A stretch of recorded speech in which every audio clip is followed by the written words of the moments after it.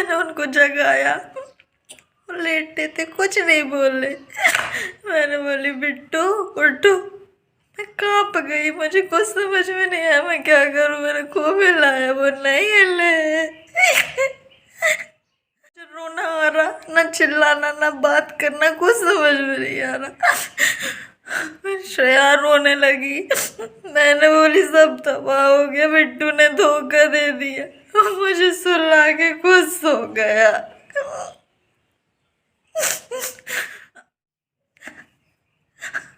एक काम करो, थोड़ी सी बिस्किट और खा लो।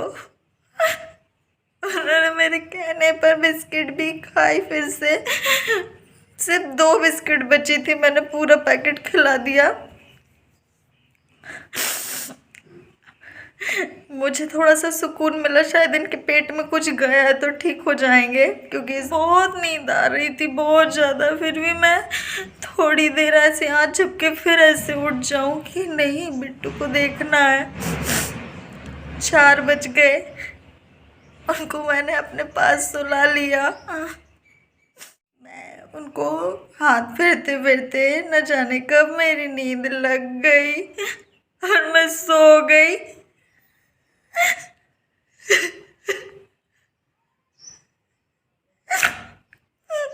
मैं सो गई और बिट्टू मेरे मुझे छोड़ के चले गए।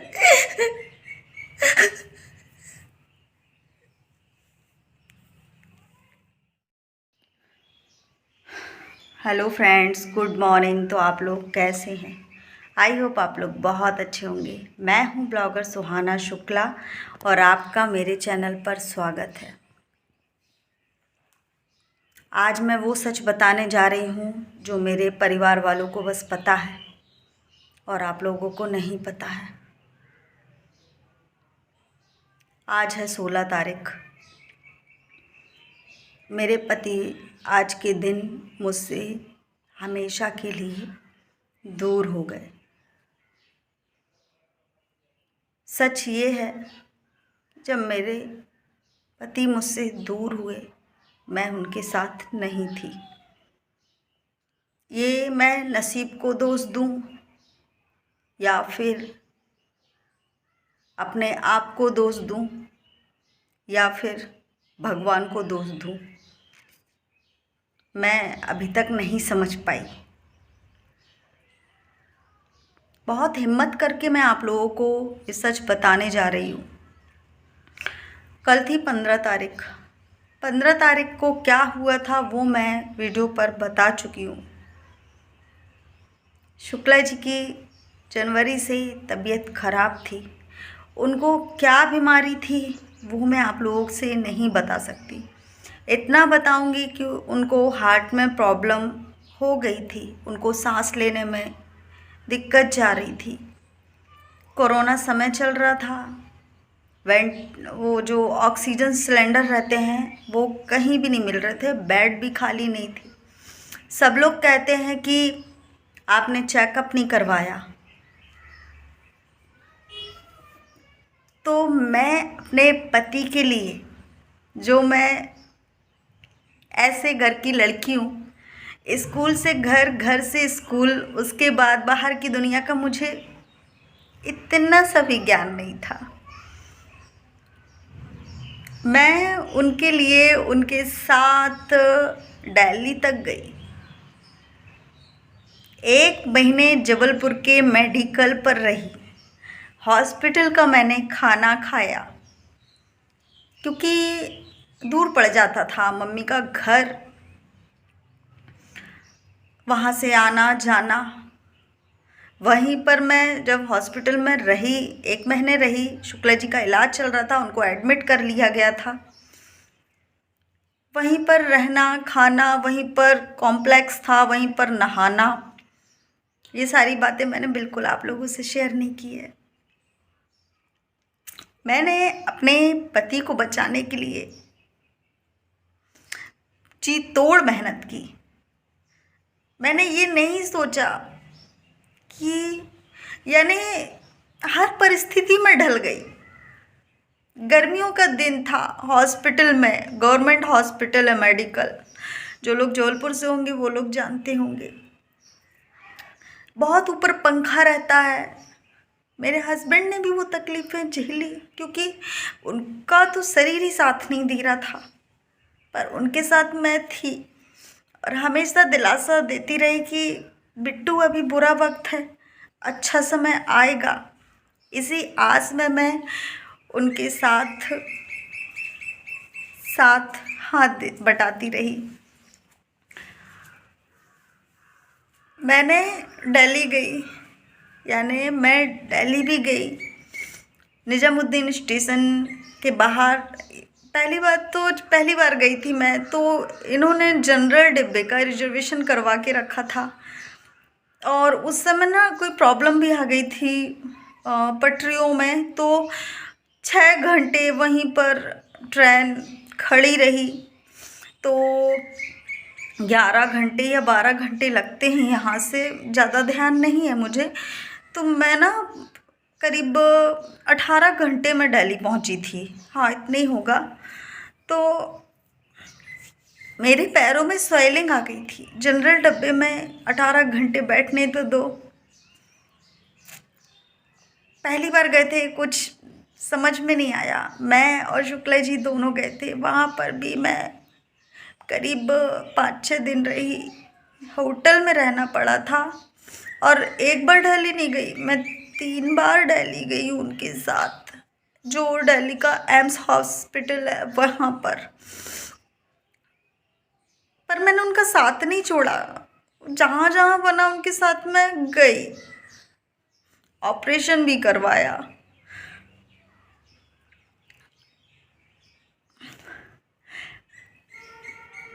पंद्रह तारीख को पता था, आपको बता चुकी हूँ कि दांत में दर्द हुआ।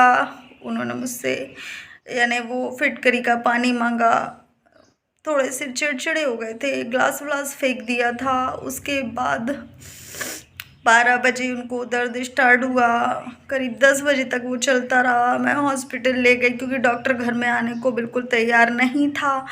मैं डॉक्टर के यहाँ ले गई, फिर वहाँ से हम मंदिर गए, 2-3 घंटे मंदिर में रहे, यानी जहाँ पर हमारे ससुर जी है वहाँ पर।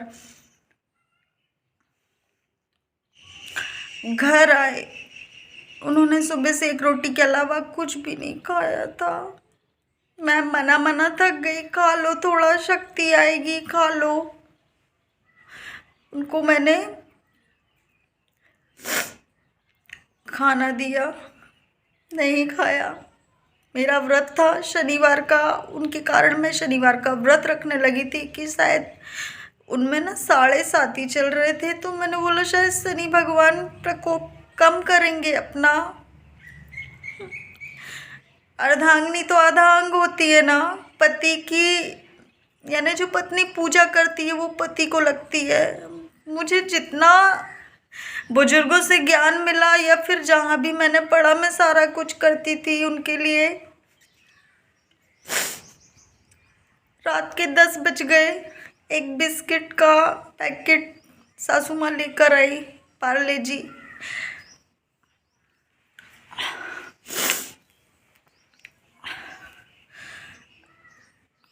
10 बज गए, तड़पते रहे। मैंने इधर उधर फ़ोन लगाया ऑक्सीजन के लिए, कहीं बात नहीं बनी। फिर 12 बजे उन्होंने अपनी मम्मी से कहा था, करीब 10 बजे मम्मी आई थी, तो बोले मम्मी थोड़ा रुक जाओ, कितना भी कुछ हो। माँ के लिए जो बच्चे रहते वो कभी बड़े नहीं होते, हमेशा उसी नज़र से माँ देखती है जिस नज़र से उसने बचपन में पाला है, ठीक है। पर समय के साथ सब कुछ बदल जाता है, कहीं कहीं कठोरपन आ जाता है। उन्होंने रोका मम्मी को, यानी सासू माँ को, वो नहीं रुकी। बोलती बेटा यहाँ पर गर्मी है, तेरे कमरे में गर्मी लग रही है, मैं नीचे जा रही हूँ। वो चली गई। लास्ट बार उनको रोका था पर नहीं रुकी, थोड़ी देर के लिए रोक रहे थे, नहीं रुकी। मैं रही उनके साथ। उन्होंने बोला लाइट बंद कर दो। किचन का बल्ब जल रहा था, थोड़ी थोड़ी रोशनी थी उस रूम में। श्रेया को नीचे सुला दिया मैंने, मैं बेड में बैठी रही क्योंकि वो ना पूरे बेड में यहाँ से वहाँ हो रहे थे क्योंकि उनको तड़प हो रही थी। मुझे कुछ समझ में नहीं आ रहा था मैं क्या करूं। मैंने उनसे कहा, बोलते बिट्टू सांस लेते नहीं बन रहा है। मैंने कहा एक जैसे ही वो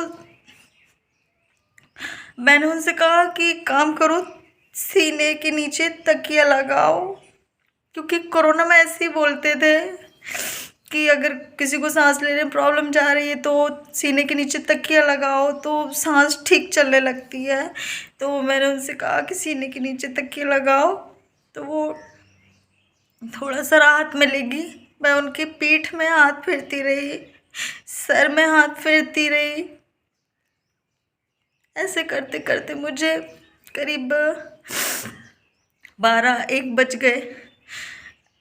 उनके साथ मेरी तबीयत बिगड़ गई थी क्योंकि मैं भी इतनी स्ट्रांग नहीं हूँ, शरीर से दिखती हूँ पर हूँ नहीं। सर में बहुत दर्द हो रहा था। मेरे सर में दर्द होता है तो मुझे ना उल्टियाँ होने लगती है बहुत ज़्यादा। फिर भी मैं उनके साथ बनी रही। मैंने कहा उनसे, जब उन्होंने मेरे कहने पर सीने के नीचे यानी पेट के बल लेट गए और सीने के नीचे तकिया रखा तो उनको बहुत ज़्यादा तड़प हुई। थोड़ी देर के लिए उनकी सांस रुक गई थी पर वो उठे, मैं घबरा गई। मुझे कुछ समझ में नहीं आया। मैंने उनको उठाया, मैंने उनसे कहा कि उठो। फिर मैंने उनको हाथ फेरा, पीठ में, सर में। मेरे लिए बोलते हैं मैं चला जाऊंगा। मैं खूब रोने लगी। मैंने बोली ऐसा मत कहो, सुबह चलते हैं अपन कहीं अच्छे डॉक्टर को दिखाएंगे, जबलपुर चलेंगे, बस रात कट जाए। मेरे से भी वो बोल रहे थे कि बिट्टू रात कैसे कटेगी। मैं उनको दिलासा देती रही कि चिंता मत करो, मैं हूँ ना। जब वो सीधे लेटे तो उन्होंने कहा कि बिट्टू मैं वापस आ गया, मैं तो मर ही गया था। मैंने बोली नहीं कुछ नहीं होगा, मैं हूँ। मैंने बोला एक काम करो, तुम कुछ खा लो।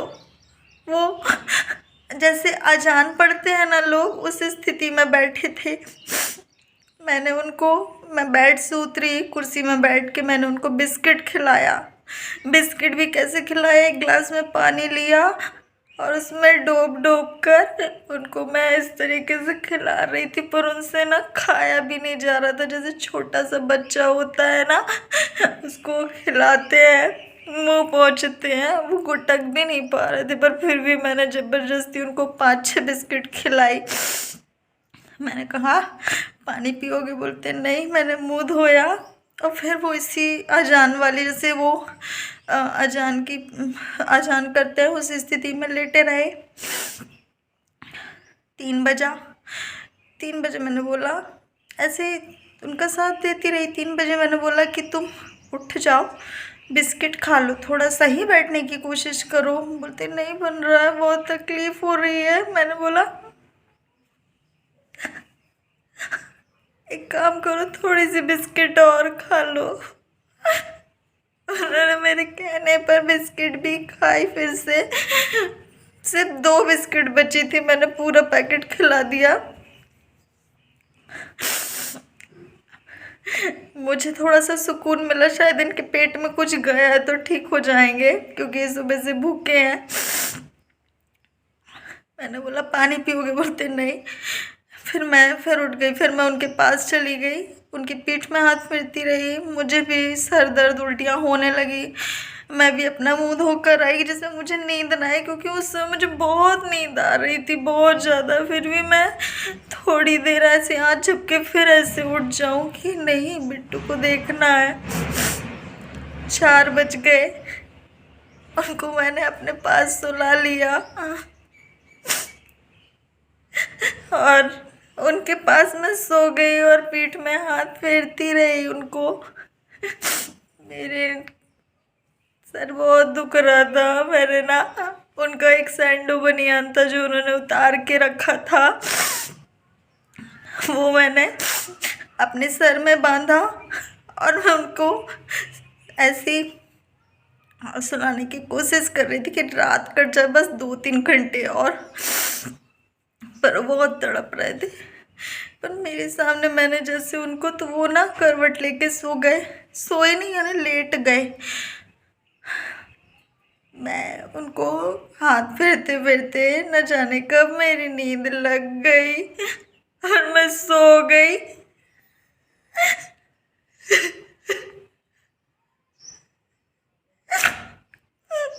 मैं सो गई और बिट्टू मेरे मुझे छोड़ के चले गए।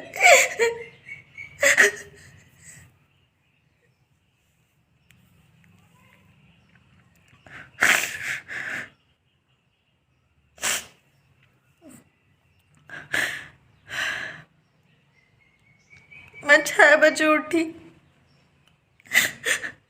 करवट लेके सुलाया था, पर वो मुझे करवट में नहीं दिखे, वो फिर से वही अजान की स्थिति में दिखे। तकिए में सर था और बैठे हुए थे पैर मोड़ के। मैंने सबसे पहले उनको देखा, मैंने बोली शायद ये बैठे हुए हैं। मैंने घड़ी की तरफ देखा, 6 बजे।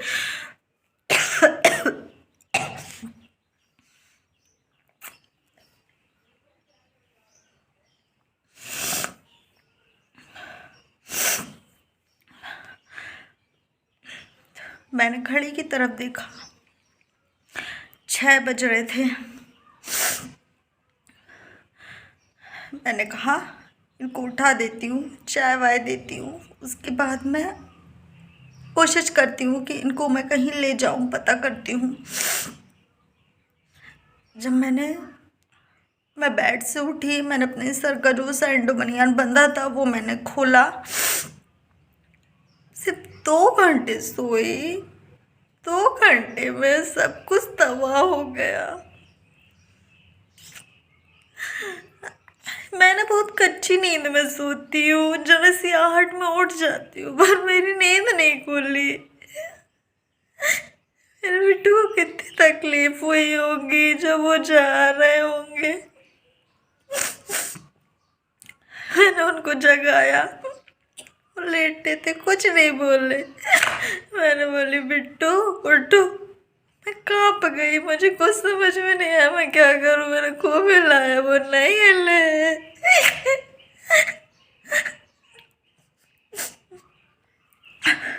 मैंने श्रेया को उठाया, श्रेया भी, फिर कूलर वूलर बंद किया, मम्मी को बुलाया। मम्मी आई, बोलती बेटा उठ। बेटा नहीं उठे। मैं बहुत घबरा गई, ना मुझे रोना आ रहा, ना चिल्लाना, ना बात करना, कुछ समझ में नहीं आ रहा। फिर श्रेया रोने लगी। मैंने बोली सब तबाह हो गया, बिट्टू ने धोखा दे दिया। मुझे सुला के खुद सो गया।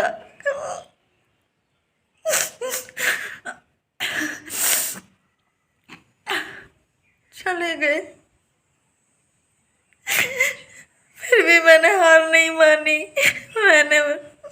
मम्मी ने उनको सीधा किया, मैंने सीधा किया, उनको सीधा लिटा के मैंने उनको सीने में दबाया, जितना मुझे पता था कि ये बस आ जाए।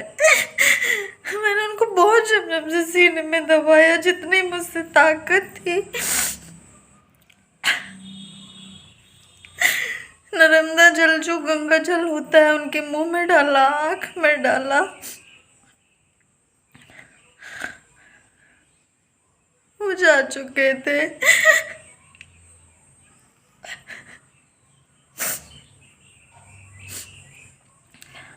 जा चुके थे। मुझे रोना भी नहीं आ रहा था उस समय, कुछ भी नहीं समझ में आ रहा था मैं क्या करूं। बस मैं ना उनके पास बैठी रही। उनके हाथ ना सब मुलायम थे, मैं उनके हाथ मलती रही। फिर मैं पैरों के पास चली गई, उनके पैरों में सिर रख के खूब रोई। ये छोड़ के चले गए मुझको, मैं कैसे रहूंगी।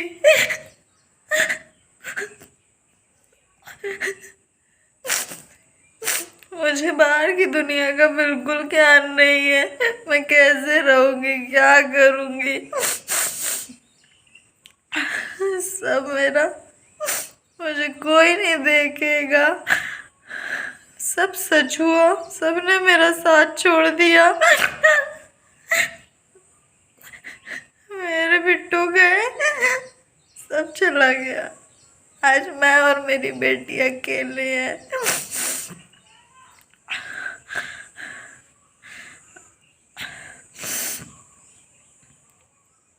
ये थी स्टोरी मेरी, जो मैंने अभी तक नहीं बताई थी, पर मैंने आज हिम्मत करके बताई। आज 16 तारीख है, वही मनुष्य दिन है। बहुत गंदी लाइफ हो गई मेरी। जिसने गेट के बाहर बिना गाड़ी के कदम नहीं रखा, आज वो शुक्ला जी की भूमिका निभा रही है।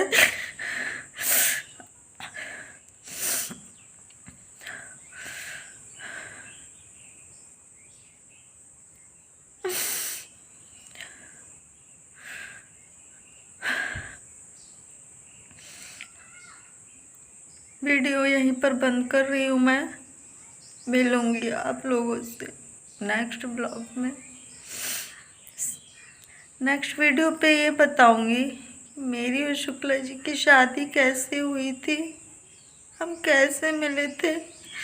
16 साल उनके साथ रहे, 16 तारीख को ही वो छोड़ के चले गए।